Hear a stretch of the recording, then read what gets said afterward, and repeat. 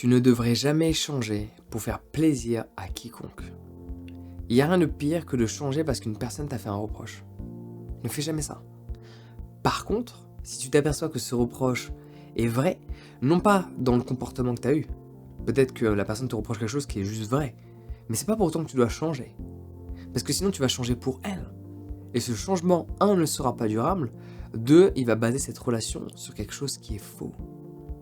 Là où tu devrais changer, c'est dès lors qu'une personne te fait une reproche, quelque chose qui est vrai, que tu admets, mais surtout à partir du moment donné où tu réalises que ce que l'on te reproche, le comportement que tu as eu, ne correspond pas à l'image que tu te fais de toi.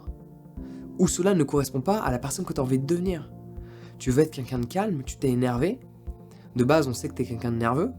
Ouais. Donc, c'est plus ou moins accepté. Mais dès lors que tu sais que tu n'as pas envie de devenir cette personne-là, tu devrais changer ce comportement-là. Non pas pour faire plaisir, mais parce que cela ne correspond pas à l'idée que tu te fais de toi présent ou l'idée que tu te fais de toi dans le futur. Ne change jamais pour quelqu'un d'autre. Ce changement ne perdurera pas, tu auras l'impression de te forcer, ça va t'épuiser et ça va se manifester dans ton comportement. Donc tu vas potentiellement régler un problème et en créer un autre par la suite.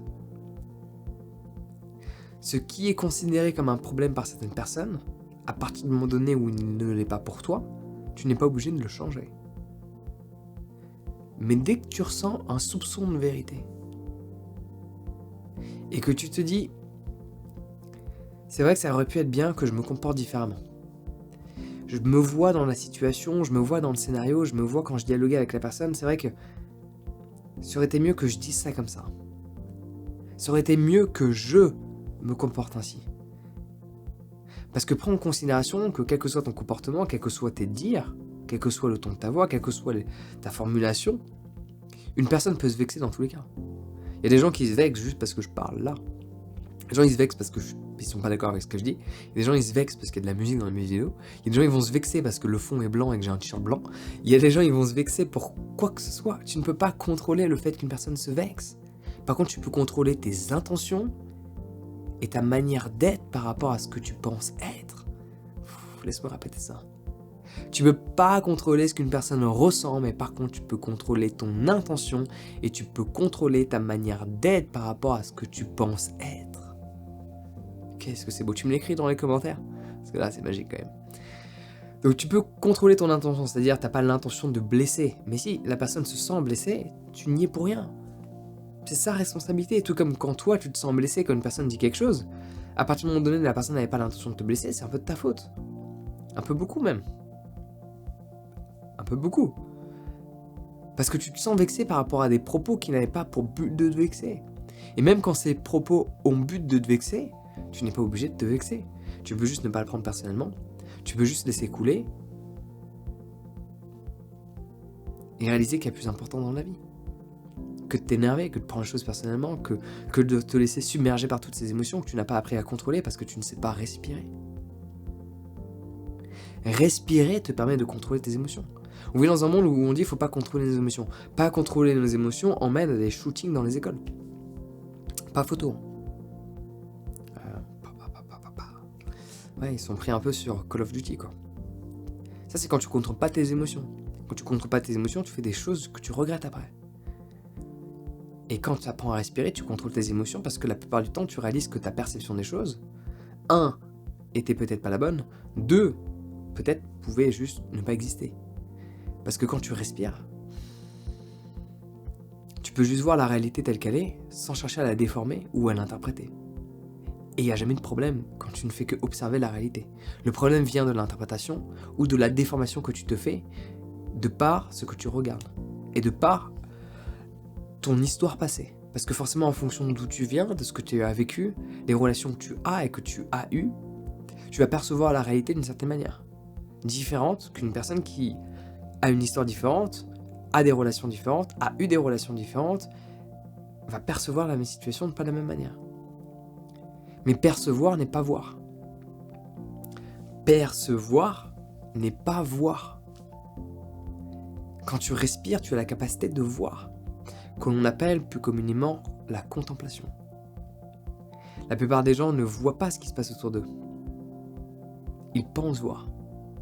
Pour voir, il faut être présent. Et pour être présent, il faut soit déplacer son attention sur la respiration, soit sur le son environnant, soit sur le visuel sans nommer ce que l'on voit, ce qu'on appelle la contemplation. Cela te permet de ne pas déformer la réalité et de ne pas t'énerver par rapport à quelque chose que tu as entendu, quelque chose que tu as vu, quelque chose que quelqu'un a fait. Tu vas plus être dans cette acceptation de ce qui ne se passe. Et ça ne veut pas dire qu'il ne faut pas agir. Il y a partie des gens qui agissent en permanence. C'est pour ça que j'ai écrit un livre sur l'action, mais c'est pas fais-le. Évidemment, le lien est en description. Mais tu vois là où je vais en arriver. Donc si tu dois changer, change pour toi.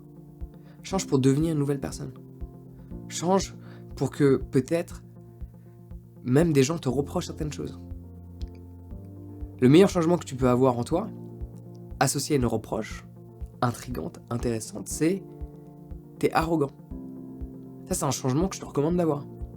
Parce que si personne te dit que t'es arrogant, c'est que tu n'as pas ultra confiance en qui tu es. La perception de l'arrogance vient d'une personne qui a peu confiance en elle quand elle voit une personne qui a un excès de confiance. Si on ne perçoit pas de l'arrogance chez toi, alors évidemment, si tout le monde dit que t'es arrogant, il y a peut-être de l'arrogance. Mais c'est pas parce que tout le monde pense quelque chose que tout le monde a raison. L'histoire a prouvé que souvent les minorités avaient raison et les masses avaient tort. D'où l'utilité de lire La psychologie des foules de Gustave Le Bon, parce que tu vois comment les mouvements de foule se font et pourquoi les grandes idées se propagent et sont pas forcément les meilleures. Les idées rejetées sont souvent celles qui nous font avancer. Là, on va rentrer dans un sujet un peu plus complexe, on en parlera sûrement une autre fois. Mais tu vois là où je vais en arriver. Ouais. Ose devenir une personne nouvelle. Parce que tu as envie de le faire pour toi, parce que tu tiens à ton expérience de vie. Ne le fais pas pour qui que ce soit, parce que qui que ce soit, ça ne veut rien dire.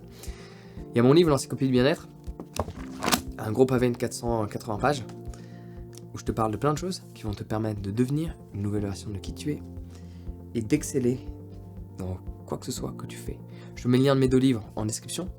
Tu peux les commander dès maintenant sur mon site internet, jeanval.com. Sur ce, prends soin de toi et passe une excellente journée.